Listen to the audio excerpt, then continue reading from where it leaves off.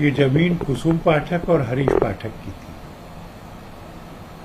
उन्होंने कुछ साल पहले सुल्तान अंसारी और बाकी लोगों के साथ इसको बेचने के लिए एग्रीमेंट टू सेल कर लिया था। कुछ साल पहले किया था तो उस समय के बाजार भाव पे किया था जो 2 करोड़ रुपए था। ट्रस्ट को ये जमीन बहुत उपयोगी लगी। कुसुम पाठक इसको बेचने को तैयार थी और वो इसको बेच नहीं सकती थी क्योंकि एग्रीमेंट टू सेल था। सुल्तान अंसारी और रवि मोहन त्रिपाठी भी इसको बेचने को तैयार थे, उनके पास एग्रीमेंट टू सेल नहीं था। इन चारों की सहमति के बगैर ये हो नहीं सकता था। तो ये मिलके सहमति बनी कि पाठक अंसारी को ये जमीन बेच दे।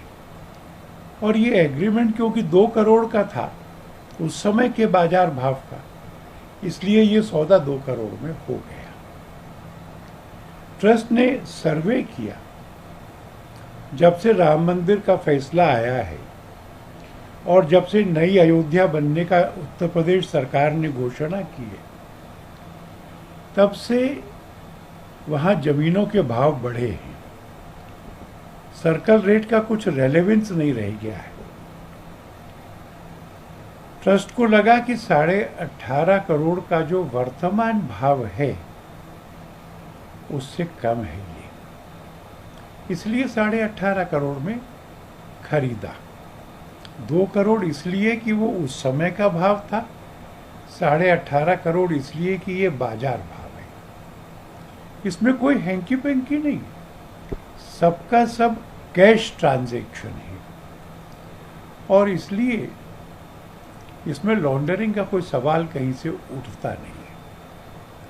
कुछ लोगों का स्वभाव है कि झूठे आरोप लगाओ, मामला कोर्ट में जाए और कोर्ट में जब बढ़े तो माफी मांग लो।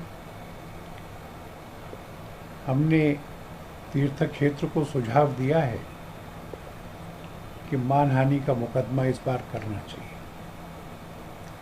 और इस फैसले के साथ करना चाहिए कि माफी मांगने पे छोड़ेंगे नहीं।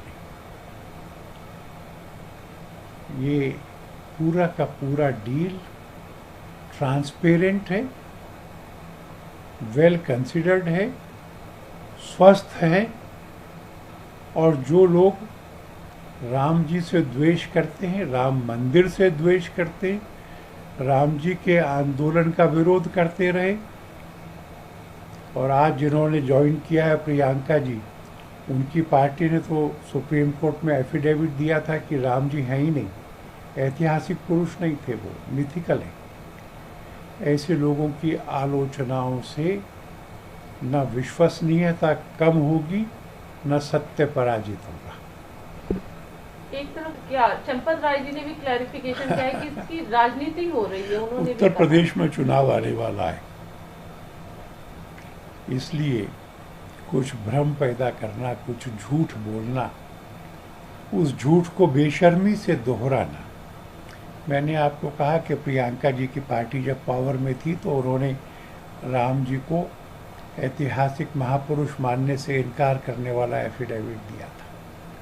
मैंने आपको विस्तार से बताया है कि तथ्य स्पष्ट है और संजय सिंह जी के खिलाफ, बाकी भी जिनके खिलाफ ठीक समझेंगे, मानहानि का मुकदमा होना चाहिए। सर, तो आप ये मानते हैं कि उत्तर प्रदेश का चुनाव है इसलिए इन सब बातों को लेकर राजनीतिकरण किया जा रहा है? मुझे यही लगता है। और ये कौन सी राजनीति है जो झूठ के आधार पे होती है? इतना अस्वस्थ मन से तो काम नहीं होता।